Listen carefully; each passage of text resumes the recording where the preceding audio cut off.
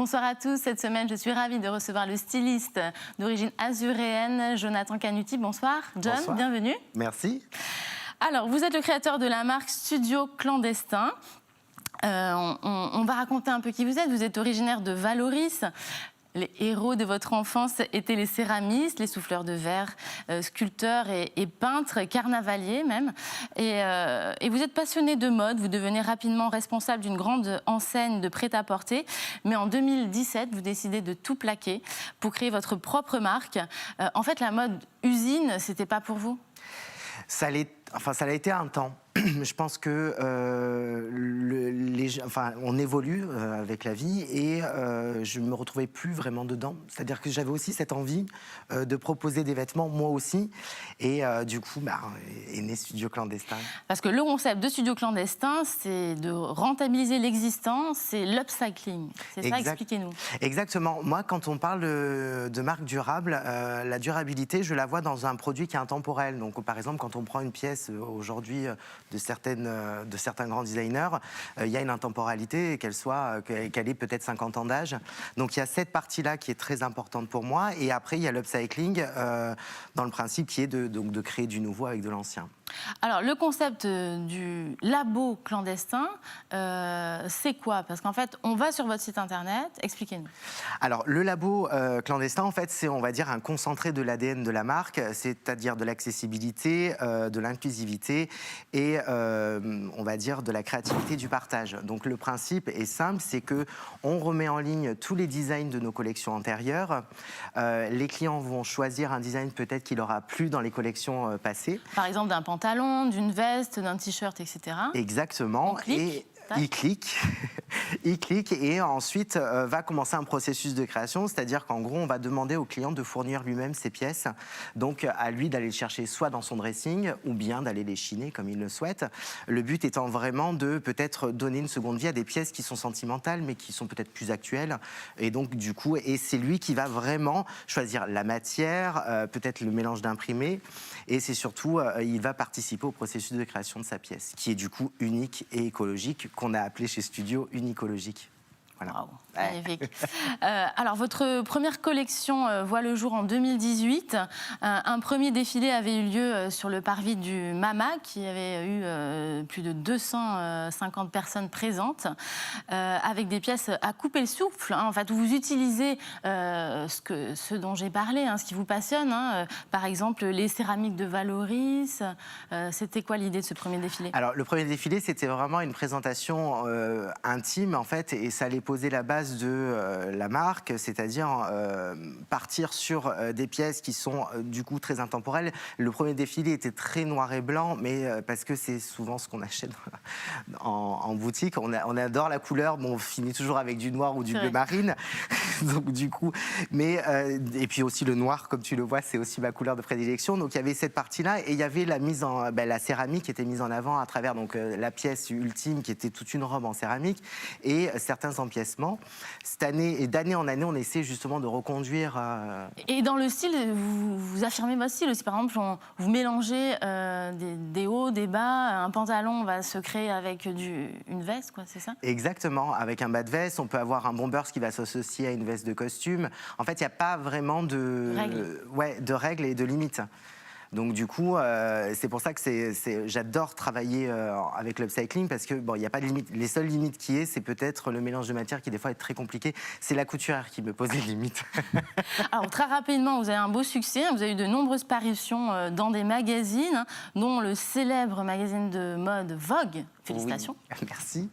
Comment c'est venu ça ? Alors Vogue, écoute, ça a été, c'est parti à la base, ça nous fait beaucoup rire encore. C'est-à-dire que quand on a créé le site internet d'inscription du second défilé, Camille, qui travaille avec moi, me dit: mais est-ce que tu as regardé un peu les mails sur jcanuti@gmail.com, Studio Clandestin ? On connaît maintenant votre adresse perso, ouais. Non, c'est l'adresse de...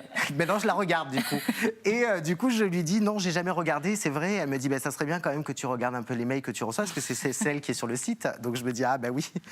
Et fatalité, en regardant, en ouvrant la page, je dis, t'imagines, on a reçu un mail de Vogue, et elle me dit, arrête et tout. Et je descends, et d'un coup, je deviens blanc, et je la regarde, et je lui dis, on a un mail de Vogue. Elle me dit, allez, arrête. Et je lui retourne, et je crois que les insultes ont fusé toutes seules. Et bien sûr, on était au mois d'octobre, le mail datait du 22 mai. Bon, en tout cas, l'article a eu lieu, bravo. Et puis alors ça continue, puisqu'en 2019, votre collection, cette fois-ci, célébrait le bleu clin et l'amour. Oui. Ça se passait à Nice, au jardin Albert Ier. Tout à fait. C'était au jardin Albert Ier. Et ce qui a été drôle, c'est que le jour où on a choisi le défilé, mais sans le savoir, parce que ça a été aussi plein de petits problèmes successifs, c'est tombé le soir où il y a la soirée au Mamac avec le tableau de Klein qui est illuminé, il me semble, au dernier étage. Donc du coup, c'était assez drôle et c'était un hommage et on va dire que j'adore ce qu'a fait Klein. Et puis, étant donné que c'était aussi un clin d'œil au Mamac qui nous avait pas accueilli la première année, mais qu'on avait pris clandestinement. L'amour, d'ailleurs, c'est la valeur centrale de votre marque. Plusieurs modèles avec les inscriptions l'amour, l'amour, l'amour cartonnent. Sur le site internet, on peut acheter t-shirts, sweats avec de différentes couleurs. En fait, c'est quoi? C'est une dédicace à la chanson de Mouloudji? Alors, il y a cette dédicace-là, et il y avait aussi, c'était en plein été, on cherchait en fait un message impactant et qui puisse définir aussi la marque. Et je pense que l'amour est universel. Avec ce qui se passe aujourd'hui et l'évolution de la mode aussi, qui se veut de plus en plus inclusive, je pense que tout ce qui peut englober tout ça, c'est l'amour. Et en fait, l'amour qu'on peut porter aux vêtements, l'amour qu'on peut porter aux gens, etc. Et à la création. Et l'amour que vous portez aux artisans de la région, parce que vous travaillez avec de nombreux talents. Jeannette Lorraine, c'est ça, la céramiste fameuse de Valoris. Caroline Simon, qui est brodeuse. Et Élise, alors là, je ne vais pas prononcer le nom de famille, je vous laisse le faire. Élise Pelaya Bota, je l'écorche pas, sinon elle me tue. Donc, ouais. Elle est couturière, elle a travaillé notamment à Givenchy. Oui, chez Givenchy, elle a fait ses armes et après elle est redescendue sur la Côte d'Azur. Et en fait, ce sont vraiment toutes des personnes qui permettent d'apporter une valeur extraordinaire, et surtout l'identification et l'identité de Studio Clandestin. Et pour moi, c'était important. Je suis un peu un vieux de la vieille, je le dis souvent, même si j'ai que 30 ans, mais j'aime m'inspirer aussi de ce qui a été fait avant. Et je pense que c'est pour nous, la jeune génération, important de pouvoir aussi, on va dire, perpétuer tout ce savoir-faire qui nous a été transmis et qui a fait aussi quand même, on va dire, j'en perds mes mots, mais ce qui a fait la mode française et ce qui fait qu'elle rayonne à travers le monde. Donc c'est important, et donc Caroline, c'est extraordinaire là. Je suis comme un fou, quoi. Super. Et alors rendre hommage, c'est aussi ce qui vous anime pour cette nouvelle collection 2021, parce que vous rendez hommage à votre propre famille, c'est une déclaration d'amour. Oui, c'était important. Je pense que c'est mes premiers, ce sont ceux qui m'ont vraiment le plus encadré, et c'est ceux qui, tous les jours, m'aident et me demandent comment ça se passe et où ça en est. On va carrément se transporter dans l'univers de l'horticulture. C'est ça. En fait, l'histoire de ma famille, enfin, on a une histoire commune avec ma maman, parce que moi, je voulais refaire ce qu'elle voulait faire. C'était ingénieur agronome quand j'ai commencé, donc j'ai fait des études en agronomie. Et au final, c'était trop rigide pour moi.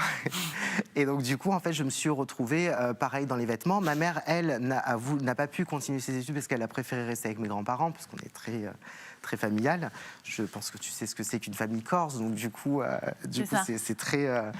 Et donc du coup, voilà, c'est un clan. Et du coup, on le retrouve dans toute la collection, c'est-à-dire qu'il y a cette ambivalence entre la création, enfin on va dire l'hybridation de fleurs, puisque c'était ça que je voulais faire, et l'hybridation des vêtements. Donc le lien était là, et puis aussi de rendre hommage à ma famille. À votre famille, et puis à des moments de vie que vous avez vécu avec eux. On retrouve là sur les photos les chapeaux de paille, les foulards de votre grand-mère, les imprimés, le jean, vous dites le bleu éclatant des chemises trop grandes du grand-père qui labourait les champs. Oui, parce que mon grand-père, en fait, il faut savoir, quand on laboure les champs, il y a une chemise, ça s'appelle la Blood, c'est une chemise en jean, et ça, pareil, mon grand-père l'avait fait faire par un ami, mais sauf que la personne qui l'a fait faire, elle faisait un triple XL, donc du coup, mon grand-père avait une Blood, c'était devenu une jupe quasiment, mais on en avait rigolé, et donc c'est tous ces instants-là qui sont importants. Et donc, du coup, je voulais, tu vois, comme je le disais, l'intemporalité, mais c'était aussi une manière de rendre tous ces moments-là aussi,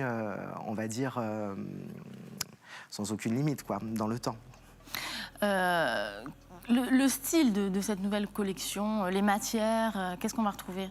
On va beaucoup retrouver, alors donc ce sont souvent des matières naturelles. C'est la première année aussi où on a décidé de faire certaines pièces en création pure, c'est-à-dire qui ne font pas appel à l'upcycling, mais qui font appel à des patrons, dans lesquels on a pu prendre des matières qui étaient écologiques, notamment avec de la fibre de bambou. On a beaucoup de matières, la laine, ce sont des matières qui sont naturelles. Et après, dans l'upcycling, c'est toujours le même principe. Quand je fais la sélection des pièces qu'on va transformer, on a décidé cette année encore plus de vérifier à ce que les matières qu'on prenne, même issues du retail et de la grande distribution, aient un pourcentage éco-recyclé. Donc du coup, voilà, et on a tout retransformé. Donc en termes de, c'est très coloré comparé aux autres années qu'on a pu avoir avec que c'était très bleu, très noir, très blanc. Et là, pour le coup, c'est une explosion de couleurs, quoi. On va pouvoir l'acheter où et à partir de quand ? Alors, la collection va sortir, donc la présentation, courant janvier. La présentation sera un peu faite en amont. Il va y avoir une exclusivité qui va être accordée à une plateforme qu'on a réussi à avoir à Paris, dont nous sommes fiers de faire partie, qui est Rainer Upcycling. Donc, c'est eux qui auront l'exclusivité pendant 2 semaines, et ensuite vous le retrouverez sur le site internet. Pour acheter, pardon ? Oui, exactement. Après, sur notre... Dites-nous le nom. Alors, c'est Rainer Upcycling. Donc, c'est leur site, c'est www.rainer-upcycling.com. Rainer, comment on écrit ? R-E-I-N. R-E-I-N-E-R. D'accord, parfait. Tiré du 6. Voilà, upcycling.com. D'accord. Donc, eux, et ensuite sur votre site internet. Exactement, et dans les points de vente habituels, donc on a GM Store à Cannes. On est en train pour parler avec d'autres boutiques, puisqu'à Nice on en a plus avec la conjoncture actuelle. Tout le monde. Voilà, vous n'en avez plus, mais en tout cas vous étiez installé carrément aux Galeries Lafayette à Nice pour l'événement aujourd'hui et demain changeons de mode. Vous aviez un corner, on espère pour vous que ça va continuer. En tout cas, et puis le site internet, Studio Clandestin, comment on écrit le site ? Alors c'est www.studio-du6clandestin.com. J'espère que vous avez noté. En tout cas, merci beaucoup, John. Merci. Merci pour ce voyage dans le style, et je vous souhaite une excellente soirée sur Azur TV.